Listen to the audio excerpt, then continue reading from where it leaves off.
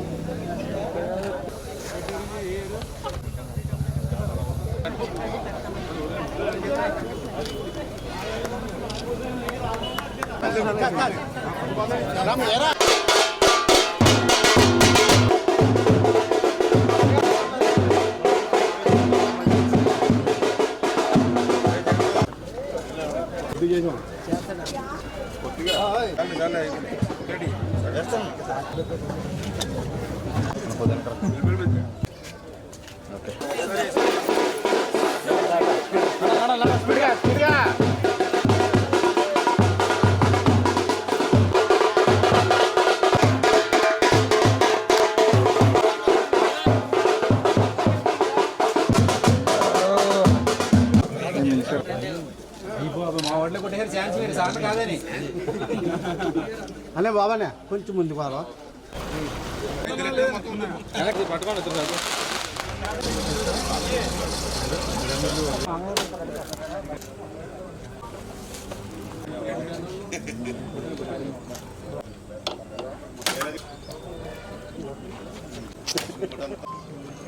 ఏమంటే గాంధీ బాగున్నా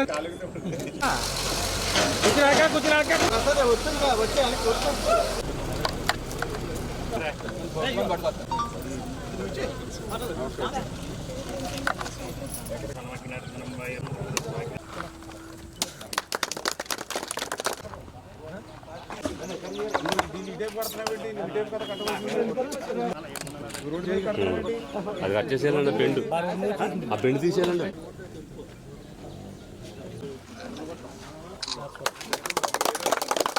మీ అందరికీ తెలుసు, ఇప్పుడే పెదగరువుకి సంబంధించినటువంటి గర్భ ఛానల్ అంటే అక్కడ ఏదైతే పెదగరువు అంటే అంతా ఎస్సీ సామాజిక వర్గం.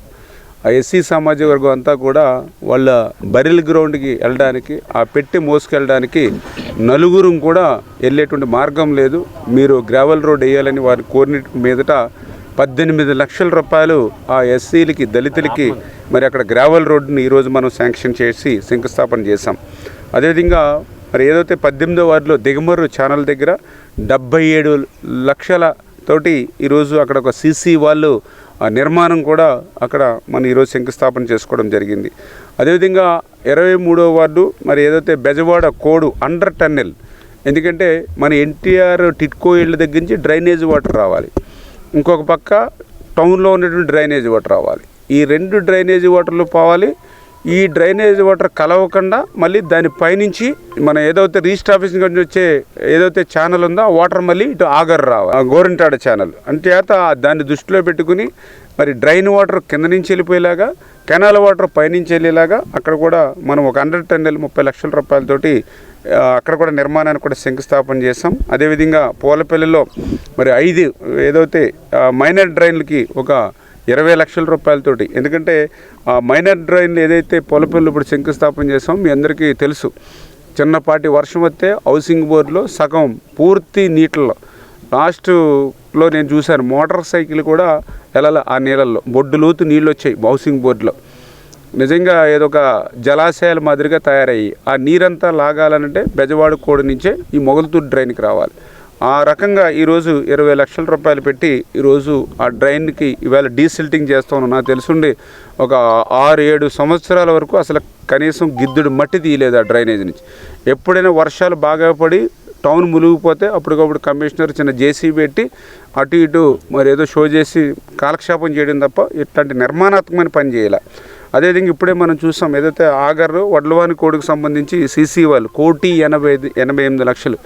ఎందుకంటే ఇప్పుడు ఏదైతే గతంలో కూడా కనీసం నడవడానికి కూడా వీలు లేదు. అటువంటిది కష్టపడి ఆ రోజు దగ్గర మరి కోట్ల రూపాయలు పెట్టి ఇక్కడే నేను బీటీ రోడ్ వేసాం. ఈ రోడ్ వేసిన తర్వాత ఏదైతే మల్లవరం, వెలివిలి, అదేవిధంగా మన ఆగర్తిపాలెం, చిన్నపేట, మన ఆగర్తిపాలెం ఊరు అంతా కూడా ఇటు షార్ట్ కట్ అయింది. పాలకొల్లు రావడానికి చాలా ఉపయోగపడే రోడ్డు అయింది. కానీ ఈ రోడ్డుకి కోడ్ ఉండడం వల్ల ఈ రోడ్డు అంతా కూడా దిగిపోతుంది. ఇప్పుడే మీరు చూశారు, సగం అండ జారిపోయినటువంటి పరిస్థితి, ఎందుకంటే డ్రైన్ తవ్వినప్పుడు. అందుకనే దీనికి ఒక సీసీ వాల్ నిర్మాణం చేస్తే ఈ రోడ్డు పటిష్టంగా ఉంటుందని 1,88 లక్షల రూపాయలతోటి ఇవాళ సీసీ వాల్ నిర్మాణానికి పురమాయించాం. ఆ సీసీ వాళ్ళు కూడా ఇప్పుడే నేను అధికారులతో కూడా మాట్లాడి మనం చేసే ప్రతి పని, మనం ఖర్చు పెట్టి ప్రతి రూపాయి కూడా ప్రజలకు ఉపయోగపడాలని చెప్పాం. ఇప్పుడు ఎస్సీ కూడా, ఎందుకంటే డిజైన్స్, ఎందుకంటే ఇటు రోడ్డుకి అటు డ్రైన్కి రెండింటికి ఉపయోగపడే విధంగా ఉండాలి మన డిజైన్. అట్లా కాకుండా ఏదో ఇష్టానుసారంగా మనం చేస్తే రేపొద్దు ఉపయోగపడదు. దానికి ఉదాహరణే ఇప్పుడు సబ్ రిజిస్టర్ ఆఫీస్. నిజంగా సబ్ రిజిస్టర్ ఆఫీస్ దగ్గర మీ అందరికీ తెలుసు, ఏదైతే బాక్స్ కలవర్టి కింద సిమెంట్తో క్లోజ్ చేశారు.